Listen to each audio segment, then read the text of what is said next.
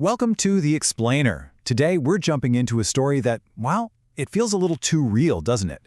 We're talking about a plot to bring the entire world to a grinding halt, all by taking control of just a handful of key spots.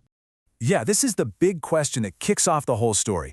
What if you could crash the entire world economy just by squeezing 4 specific pressure points? It's a terrifying thought, right?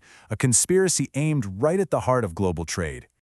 And this quote, this is from the guy pulling the strings, the architect. By the time they connect the dots, it will be too late. Chilling, right? It tells you everything you need to know. This isn't some distant threat. The trap's already been set. Okay, so let's get into it. The conspiracy is already unfolding. The first domino is pushed, set in motion by this, super shadowy group.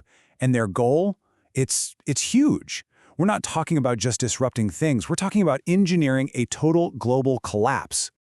So, who are these guys? They call themselves the Consortium. And, get this, they're not your typical villains looking for money or power. No. Hiding out in some secret base in Geneva, their plan is way more radical. They want to burn the whole system down and build a new one from the ashes. Their new one. And here's how they're going to do it. Their weapons aren't bombs or missiles. Nope.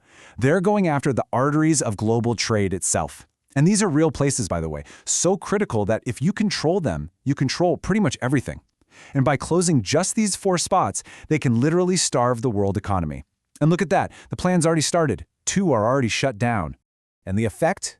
It's immediate, it's devastating. Just one closure, the Strait of Hormuz, and boom, global oil prices shoot up by 40%. 40! And that's just the first shockwave in a storm they've calculated down to the last detail. So you might be asking, how in the world are they so precise? Well, they've got a secret weapon. It's called Oracle. And this isn't just some supercomputer, it's a quantum AI.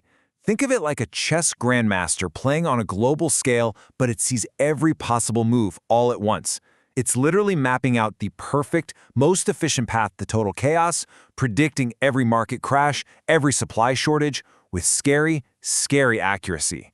But here's the thing, this whole crisis with the ships and the oil, that's just stage 1. The physical chaos is just the setup. The real goal, it's much bigger. They're aiming for total technological control over every single person on the planet. And just like that, the second choke point falls. Suddenly, Oracle's predictions aren't just numbers on a screen, they're our reality. Supply chains snap, riots and unrest start popping up in cities, Asian markets are the first to go, just free-falling. The world is officially panicking. And it's all going exactly according to the AI's plan. And while everyone's reeling, the plan kicks into high gear. Oracle spits out a countdown. The final 2 blows have to be delivered with perfect timing. First, the Suez Canal, then Djibouti. The window for creating the maximum cascade effect is super short. They're not just waiting for the system to break, they're pushing it over the edge, on purpose. You see, the consortium isn't just creating chaos for the fun of it. There's a method to the madness.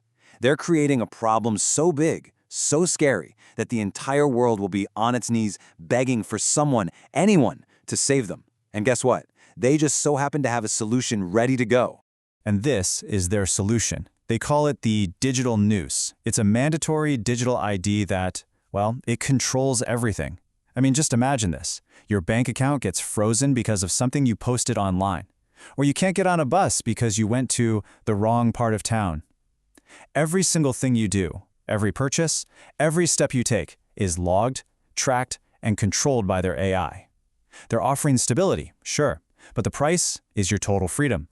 But even the most perfect AI-driven plan has a weakness. And in this story, the one thing that the consortium and its all-powerful AI didn't count on was us, the human element. And that's where our heroes come in. A small team scattered all over the world. A former Wall Street analyst who sees the math behind the madness, an ex-NSA codebreaker who knows exactly what an AI like Oracle is capable of, a scientist who might just have the key to fighting back. They each have a piece of the puzzle, and they're starting to put it together. This isn't random chaos, it's an attack, and they might be the world's only hope. So really, it all comes down to this. It's a battle for the future of humanity.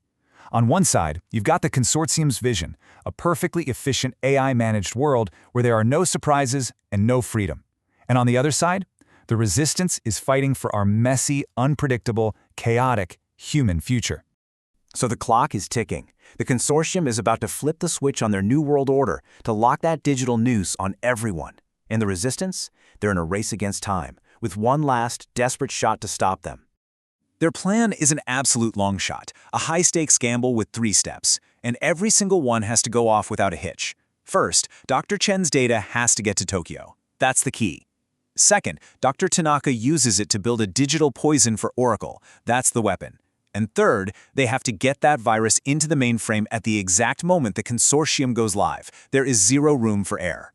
And when that virus hits, oh man, it doesn't just crash Oracle, it does something so much better. It hijacks it. The AI is forced to broadcast the entire conspiracy, the whole ugly truth to every single screen on Earth. And for the first time, the world sees exactly who's been pulling the strings. After that, well, the fall of the consortium is fast. It's total. But the story's not over. Because now, with the dust settling, humanity has to make a choice. A really big choice about its future. And the path they pick is pretty shocking. Dr. Chen's message becomes this global rallying cry. It's more than just a victory speech against the consortium. It's a rejection of the entire idea of living in a world that's constantly watching, constantly controlling us through technology. And in the end, humanity doesn't try to fix the system. They don't try to regulate the tech. They get rid of it, all of it. After looking into the abyss of what total digital control looks like, they make this unbelievable choice. They tear it all down. They choose a simpler life, free from all of it. And that brings us to the final, haunting question of the story. To escape that digital prison, humanity unplugged from the digital world completely. They chose freedom over convenience, freedom over progress. And it really makes you think, right? What was the cost of that freedom? And was it the right choice?